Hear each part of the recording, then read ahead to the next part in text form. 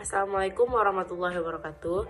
Saya Tisyani Syarafina Muza ingin menjawab pertanyaan dari kelas hukum ketenagakerjaan. Yang pertama tentang perbudakan. Perbudakan adalah di mana masyarakat Indonesia pada masa itu menjadi budak yang tidak memiliki hak apapun, termasuk hak hidup. Beberapa aturan yang dibuat terkait perbudakan pada masa itu adalah peraturan pendaftaran budak, pajak atas perbudakan atau kepemilikan perbudakan, serta penggantian nama untuk para budak. Yang kedua ada kerja rodi.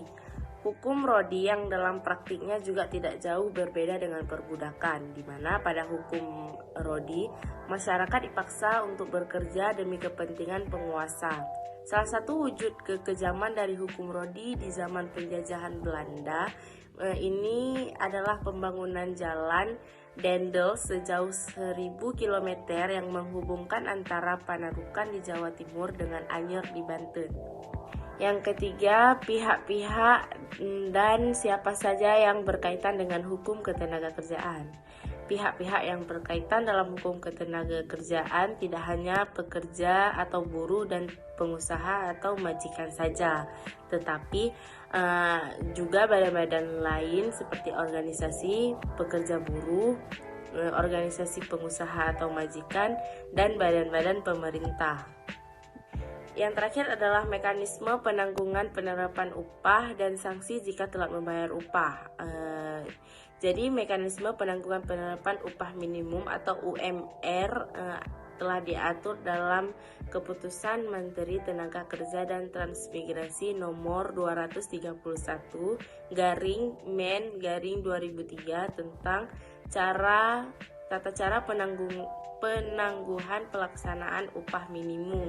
Menurut keputusan itu, pengusaha dapat mengajukan penanggungan kepada gubernur melalui instansi ketenagakerjaan provinsi. Permohonan dilayangkan paling lambat 10 hari sebelum tanggal berlakunya upah minimum. Namun, permohonan penangguhan tersebut harus didasarkan atas kesepakatan tertulis antara pengusaha dan buruh atau serikat pekerja melalui kesepakatan bipartit. Selain itu, ada juga kesepakatan tertulis, juga laporan keuangan perusahaan yang terdiri atas neraca dan perhitungan rugi atau laba beserta penjelasan untuk 2 tahun terakhir. Untuk membuktikan ketidakmampuan tersebut, gubernur dapat meminta akuntan publik untuk memeriksa kondisi keuangan. Terima kasih. Assalamualaikum warahmatullahi wabarakatuh.